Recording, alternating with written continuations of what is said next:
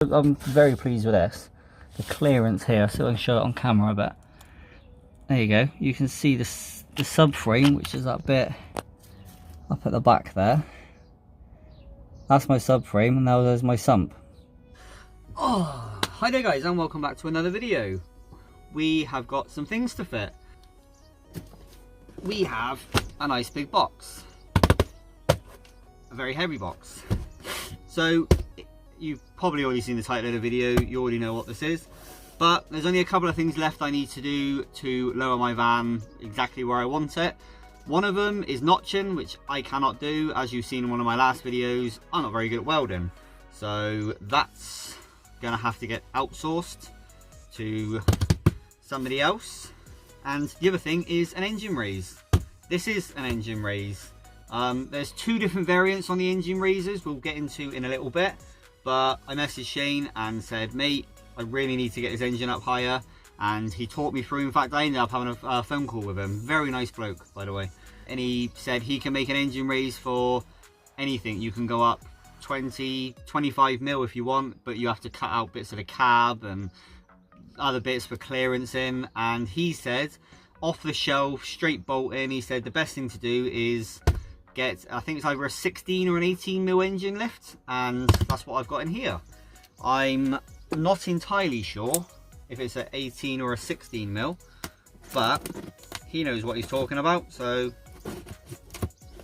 I left it into his capable hands, and then this box arrived.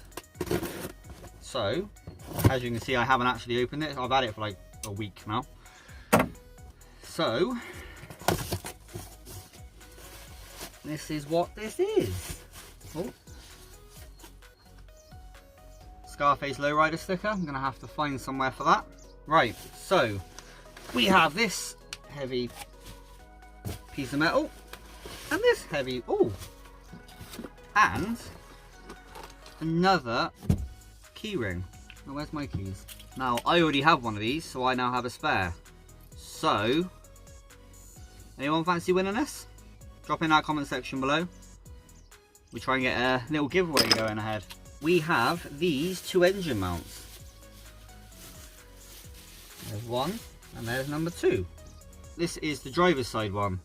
We'll get into fitting it. I have spoken to Shane of the best way of doing it, and hopefully I can get it done fairly easily without swearing or crying. But here's number one. This is the driver's side, and as you can see, it has been cut and welded all the way around. And then number two, which is the passenger side, which goes above the gearbox. Now, he did say that this side is actually different to the one that's on there, because the one that's on there is an older model or an older design, and you can't get it anymore. But this one is straight bolt on, it's just a different design. So this is this one. Now, I don't know a lot about these. I've not seen my engine mounts, so we're learning together. Here are my two engine mounts, drivers and passengers. There is another engine mount you can get, kind of. It's the gearbox, the lower gearbox mount. If you have the earlier gearbox, it's the, I'm probably going to ruin this, so Shane, if you're watching this, put it in that comment section down below for me, please, because I'm not as clued up as you are. But if you have the 2.4 or 1.9 engine, and with that it comes with the lower gearbox mount, which you can fit, which pulls it up a little bit higher, which ends up bringing the gearbox just above the subframe. Now, I don't. I have the 2.5 and I've got a weird gearbox mount, and you can't really get a slim gearbox mount to work, so I haven't got that. If you have got the other engines, you get the lower gearbox mount, and then that just sort of like helps push everything up a bit more. So yeah, that's the only variance between the two. Is depends on what engine you've got, and more importantly what gearbox you run. Depends if you need the lower gearbox mount or not. I've never done this before, so we're learning together. So I will see you in a sec. So up on jack stands, I need to get the wheels off, but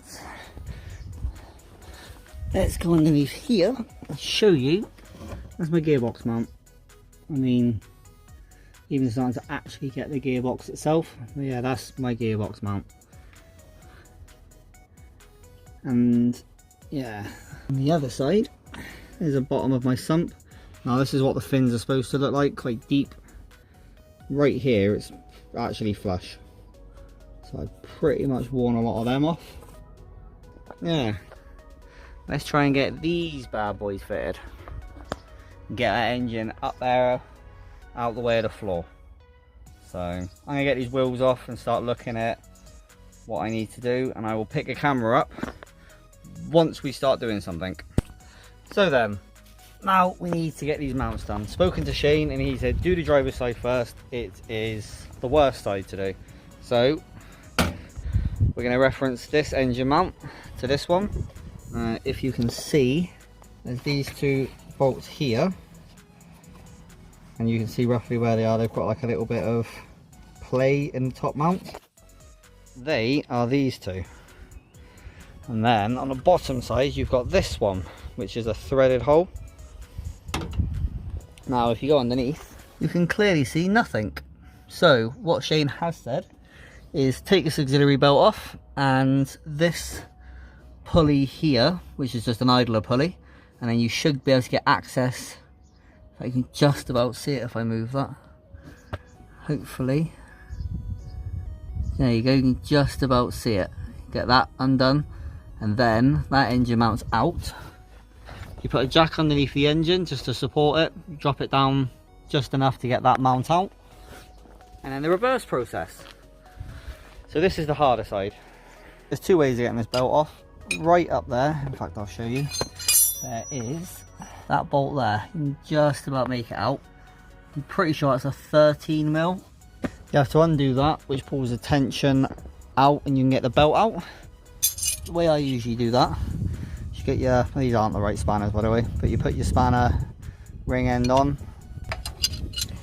You do like the spanner trick, you put it up there like that, and or you can get a special tool, but I don't have that. Or you can get a nice long extension. I mean, I don't know how well you're going to be able to see this, so. But you put your long extension up behind the pulley, and you pull on it, well, knocking you guys over obviously, and then take it off. You put the extension bars the firewall side of that pulley and then pushing it that way, and then it detensions the belt. Then you need to get this idler pulley off, that one right there. Now the nut inside it is a 13 and it's a pain in the ass to get out, but you need to get that out because then you can get access to that bolt that's right above it. So let's get this idler pulley off. What a pain in the ass that pulley is. You've got to put your socket in first, then put your ratchet on, but you can't put it on all the way, and then undo it, and then that'll end up getting stuck on the side of the chassis. So you got to remove it and then undo it. It's a right pain, but that's out. Go away. But if you look up there, there's the bolt. So we need to get that bolt out, and the two on the top and the engine mounts out. But most importantly, we need to get a jack underneath here now, because I'm doing that engine mount is going to obviously make the engine fall on your face. Nobody wants that. So take the strain with your jack. Now just sort of snug it up underneath there and give it just maybe one sort of push. Just take some of the pressure off. You don't want to go mad because you don't want to go denting this any more than it already is. And trying to angle the jack sort of towards the passenger side, because you're going to have to lie here, and if that jack's in the way it's going to be a pain in the arse. So there you go. I don't know if you've seen that, the engine just slightly moved up, so we took some of the strain off them bolts. Now we need to undo that bottom one and then the two top ones up here. Then we're going to have to lower the engine so we can get that mount out. So this should be fun. Right then, let me try and get you guys out of the sun so you haven't got the flare, but you can use normal hand tools, a normal ratchet. You don't need any electric anything, it's just I have one because I'm lazy. But these two bolts at the top here are both 16s. I'm pretty sure the one underneath is also a 16. So you get your 16 and you're going to need a nice long extension. You got them two bolts you can just about see, then crack them off. There's one undone. I don't know how well you can see. You can just about see it on this one actually. There is like slots where these bolts go. Try and point from up here so I don't ruin the lighting. But there's slots just on the top up there. Remember where yours is in comparison. Mine's as far forward as it will be, because obviously it depends on where you put it back. The engine could be backwards or forwards. Right, so there's the top part done. And underneath, as you can see, there is that bolt right there. That needs to be undone. To make this even easier, I'm actually going to remove this bottom pulley. It's not that hard to get off. So I'm going to get that off. Give me a clear shot up the top then. So I'm going to get this bottom pulley off. Well, there's a pulley off. It's easy enough. You just got a bunch of Allen heads. In this case, one of them stripped, so I just hammered a thing into it. I don't know what you call them. And the 27mm nut that goes on the top.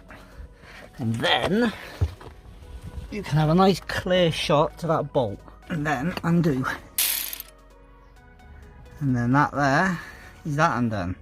Now, as you can probably imagine, that is extremely tight. I ended up using a breaker bar and smashing my knuckles off the all sorts. But that is the last bolt. You've obviously got the two on the top, which I've slightly left in. That engine mount is ready to come out. So, very carefully lower the engine. What an absolute pain in the ass. So, the engine mount was obviously here. I'm going to try and show you this as best I can. But from here, there's the bottom of it just there. You have to lower your engine a lot further than I thought you had to. And I did move the radiator support, done a little party trick just to give you that bit more room for pushing the engine forward. You want to lever the engine and push it sort of as forward as you can and as low as you can. And then once you've got where it needs to go, you have to get it in between these lines here. See if I can angle up. There we go. And the body of the van, you can just about squeeze it in through there, or down there should I say. And then it will fall. There's those lines just up there. They come down, it's these lines that are here. You just about squeeze down that little gap. Well, there's my engine mount. You can just about make it squeeze in this gap between that line and the body there. Just about get it down there. And snake it through here, past the drive shaft, out. And then there it is. There is my engine mount. This isn't probably the best way of showing it, but as you can see, Shane's one is considerably lower. I'm guessing the best way of doing it is go back up through here, all the way up and around, until I get back to this place again. Now, I'm not going to record that because there's no easy way of me recording it, but you literally just need to pull the engine as far forward as you can and as low as you can without pulling anything and breaking it. And then you can just about get it out. And I'm guessing it's going to be a bit easier going in because it's not as big. So I'm going to get this back in. Like I said, I'm not going to bother filming it, and I'll show you once this is in. So I didn't really show too much of it. The engine is sort of half back in again. And if you can see, hopefully you can, just the bolts are now, oh hello, bolts are just starting to go up. As you can see, the bottom one is also back in. So I'm going to go around and give these a good tighten up. Then hopefully you can get the jack out and put the side back on. Ignore that, that was just, don't worry about that. So, let's get these bolts tightened up. So everything's all back together again. Well, I didn't put the belt back on, but everything's all back on. All the pulleys just need to route that belt up. And now, if we undo this, the engine should support itself or fall to the floor and break. So let's see how well I've done this. Hey, it holds itself. So stay here. Yep. Give it a rocket, it fell out, and even just now, you can see there's the subframe. My sump's well above that now. So I'm now smashing the subframe, not my sump. Happy days. Now the passenger side. Well, I'm going to get this all put back together again, just run that belt and probably go clean up and have a quick something to eat because I'm hungry. And then we're going to attack our passenger side. Shane did say this was the harder side. Now, it wasn't very easy, but definitely doable at home. So I'm just going to tidy this lot up, get our belt put back on, and I'll catch you when I'm on the other side. Well, I've had a cheeky 5 minutes, had a bit of a drink and a chill out, and this side is completely done. Belt's back on and everything. And the mount's all tight, diddly done. Now onto the passenger side. This is the old mount. You can just about see it. And at the bottom, I'm going to try and, that bolt there, and I can't get there, but I'll put an arrow on screen, that bolt there. And then there's that, those two bolts up the top here, these come out, and then that side comes out. And then basically the exact same thing again. Line the top up, get that into its like little cradle thing, and brilliant, that will be done. I have just got off the phone to Shane because if I'm going to be honest, when I was trying to take the driver's side one out, it was sort of wedged and I wasn't sure. I ended up doing it before he called me. Shane did say that the hardest part on this side is getting this bit to all line up again, to get it all back in again. So it goes in sort of like that. And the hardest bit is getting the bolts all lined up. But he said basically put your big boy pants on, pull it around, and eventually it will fit. He did also say that this bar here, that one there, you can delete that because with the new mount you can't get it to fit, and because these things are on standard power, you don't really need that extra support. It's not like you're sort of running crazy horsepower and you need the extra bracing, because that's all that is a brace anyway. So you can delete that altogether. So yeah, weight reduction. But yeah, let's get onto this side. Same as before. Get the jack up underneath, hold the weight of the gearbox. You can kind of see here that that there is the mount. You got them two bolts there that need to come out, and then the two at the top. Drop it down and it'll fall out. And then all of that mess can come out, and a new bad boy can go in. So I'm going to get all this lot set up a bit more, and I'll start showing you stuff as I start undoing bolts. I put this jack under this mount here, undo these bolts. There's one there, there's one there, and the two at the top, yet again, they're all 16 mils. So underneath it, I did undo these two crumpets with the camera off because access is quite limited. Oh yeah, remember I said we didn't need this brace anymore? Yeah, you sort of need to undo it as well, because I think that's what's holding everything together now. So, that was clever. Get this off, two bolts that end, one there, and then that bolt that goes through there. Because I think, technically, this will come out now. So I'm going to take this out real quick. And all of them bolts are 13 mil. That there, now being deleted. Trying to do this one-handed front. That there is the old one. I can see what Shane means now. Look at the difference in them. It's a completely different design, but they both work the same. So now we need to take these bolts out. These two square ones on the new one, they're captive. So all you've got to do is undo the other side. Get the bolt. Oh, by undo I mean you already are undone, because why would Shane tighten these up maximum? Now all we need to do, put it all back together again. Exactly the reversal of taking them out. So that goes down there. Like that. Make sure you get it in place, which we'll sort in a minute. And then raise it all back up again. do the top bolts up, diddly done. Be careful when you're putting it in. This is an earthing strap, goes to the bottom of your gearbox, just there. Don't want to pull on that too hard, just put it in nice and gently. And you now have these wires that were connected to the engine mount that aren't. If you've got too much slack in them, just zip tie them to each other and somewhere safe. But that's quite easy. So I'm gonna have a drink. Hope the van fairies finish it off for me. Well, I was being thick. Managed to get